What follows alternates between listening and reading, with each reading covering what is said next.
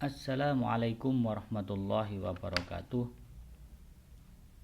Bismillah, alhamdulillah, wassalatu wassalamu ala rasulillah, amma ba'du.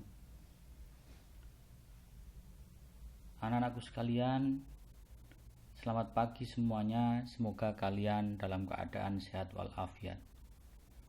Sebelum pembelajaran kali ini kita mulai, seperti biasanya mari kita awali dengan bacaan Al-Quran.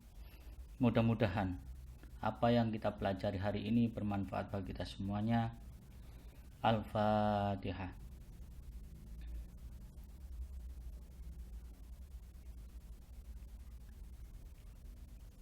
Anak-anakku sekalian, pada materi kita kali ini kita akan membahas tentang penulisan Al-Quran. Apa itu pengertian penulisan Al-Quran? Penulisan Al-Quran adalah proses penulisan Al-Quran dari wahyu yang diterima Nabi Muhammad SAW hingga selesai dikumpulkan dalam sebuah tulisan berupa mushaf atau kitab yang berjilid pada zaman Khalifah Utsman bin Affan. Penulisan dan pengumpulan Al-Quran ini melewati 3 jenjang, yaitu yang pertama pada zaman Nabi Muhammad SAW. Pada zaman ini hafalan para sahabat lebih banyak berperan. Kenapa demikian? Karena pada waktu itu belum banyak sahabat yang pandai baca tulis, sehingga yang lebih berperan adalah hafalan para sahabat. Bila sahabat mendengar satu ayat, maka langsung menghafal atau menuliskannya. Pada zaman Nabi ini, Nabi menunjuk para sahabat yang bisa atau yang pintar baca tulis sebagai penulis wahyu. Siapa saja mereka ini? Yang pertama yaitu sahabat Muawiyah. Kemudian yang kedua yaitu Zaid bin Sabit. Yang ketiga yaitu Ubay bin Ka'ab. Dan yang keempat itu adalah Khalid bin Walid. Jadi keempat orang ini apabila Nabi mendapat wahyu, maka kemudian 4 sahabat inilah yang ditunjuk untuk menuliskannya. Tetapi yang lainnya, para sahabat yang lain pun itu juga menulis wahyu yang didapatkan atau ayat Al-Quran yang didapatkan dari Nabi, ditulis di berbagai macam benda, diantaranya yaitu pelepah kurma, potongan kulit permukaan batu cadas, ataupun tulang belikat unta. Sehingga karena hafalan sahabat lebih berperan, maka jumlah sahabat yang menghafalkan Al-Quran pada zaman Nabi ini jumlahnya sangat banyak. Kemudian yang kedua, penulisan dan pengumpulan Al-Quran yaitu terjadi pada zaman Abu Bakar. Pada zaman Abu Bakar ini, Khalifah Abu Bakar lebih disibukkan dengan peperangan-peperangan yang terjadi.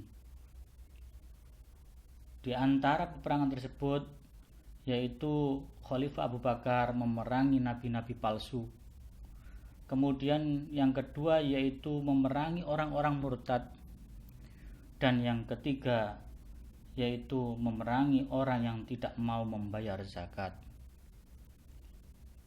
Peperangan yang banyak menyebabkan para penghafal Al-Quran ini meninggal, di antaranya yaitu Perang Yamamah. Sahabat yang gugur sebagai syahid yaitu para penghafal Al-Quran, di antaranya adalah Salim. Sehingga akhirnya Umar bin Khattab menyampaikan kepada Abu Bakar untuk menulis ulang dan mengumpulkan catatan-catatan Al-Quran yang masih terpisah. Karena banyak para penghafal Al-Quran yang meninggal. Kemudian Abu Bakar memerintahkan Zaid bin Sabit untuk menuliskan ulang catatan-catatan Al-Quran tersebut dalam sebuah mushaf. Sehingga akhirnya terkumpullah mushaf tersebut, dan kemudian mushaf tersebut diberikan nama yaitu Mushaf Al-Imam. Kemudian mushaf tersebut berada di tangan Abu Bakar untuk pertama kalinya sampai beliau wafat. Kemudian dipegang oleh Umar hingga wafatnya, dan kemudian pada akhirnya dipegang oleh Hafsah binti Umar, yaitu putri Umar bin Khattab sendiri sekaligus istri dari Nabi kita Muhammad Shallallahu Alaihi Wasallam. Yang ketiga, penulisan dan pengumpulan Al-Quran yaitu dilakukan pada masa Khalifah Utsman bin Affan. Pada masa ini merupakan periode ketiga proses pengumpulan dan penulisan Al-Quran. Banyak catatan-catatan Al-Quran yang berbeda di antara sahabat. Kita ketahui bahwasanya pada masa Utsman ini perluasan wilayah Islam sudah meliputi Syam dan Irak. Sehingga ketika pasukan pulang dan bertemu antara pasukan dari Syam dan Irak, kemudian terjadi perselisihan tentang bacaan-bacaan Al-Quran, dan mereka menganggap bahwasanya bacaan Al-Qurannya itu adalah lebih baik dibandingkan dengan yang lain. Sehingga akhirnya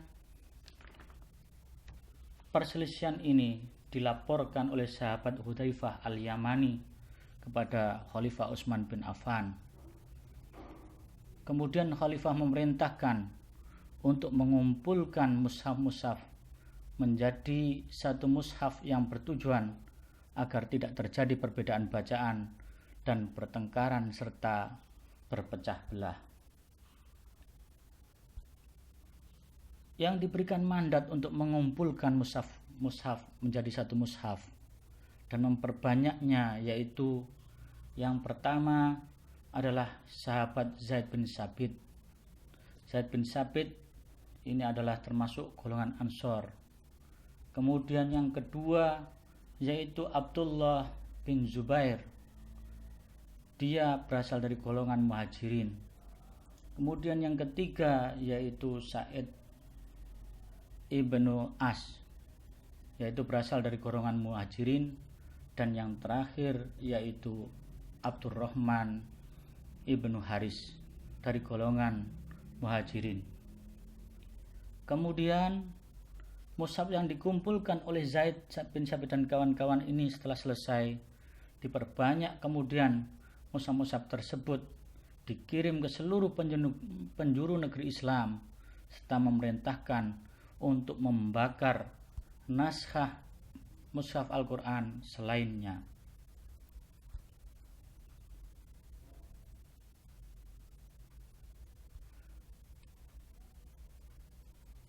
Kemudian bahasan selanjutnya yaitu apa sih perbedaan antara penulisan dan pengumpulan Al-Quran menjadi satu mushaf di masa Abu Bakar dan di masa Utsman bin Affan. Perbedaannya adalah di masa Khalifah Abu Bakar, tujuan dari penulisan dan pengumpulan Al-Quran tujuannya adalah agar ayat-ayat Al-Quran tidak tercecer dan tidak hilang, dan bukan bertujuan agar kaum muslimin bersatu dalam satu mushaf. Kemudian sedangkan di masa Khalifah Utsman bin Affan, Al-Quran dikumpulkan dan ditulis dalam satu mushaf, dengan satu dialek atau logat bacaan, bertujuan agar kaum muslimin bersatu dalam satu mushaf, sehingga perpecahan yang mengkhawatirkan di antara kaum muslimin karena perbedaan dialek bacaan Al-Quran dapat dihindari. Itulah bahasan kita kali ini, yaitu tentang penulisan Al-Quran. Sebelum kita akhiri, silahkan nanti kalian jawab pertanyaan maupun jawaban yang Bapak lontarkan. Nanti ya silakan ditulis di buku kalian. Pertanyaan pertama yaitu, berapakah jumlah para penghafal Al-Quran yang gugur dalam perang Yamamah? Sekali lagi pertanyaan pertama, berapa jumlah para penghafal Al-Quran yang gugur dalam perang Yamamah? Kemudian pertanyaan yang kedua, dalam perang Yamamah, siapakah nama pemimpin yang diperangi atau yang ditumpas oleh Khalifah Abu Bakar? Saya ulang, pertanyaan nomor 2, dalam perang Yamamah, siapakah nama pemimpin yang diperangi atau ditumpas oleh Khalifah Abu Bakar? Kemudian yang ketiga, sebutkan 4 nama panitia pengumpulan ayat-ayat Al-Quran di masa Abu Bakar. Jawaban silakan ditulis dalam buku kalian masing-masing. Cukup sekian pembahasan kali ini. Semoga ada guna manfaatnya. Kurang lebihnya mohon maaf. Assalamualaikum warahmatullahi wabarakatuh.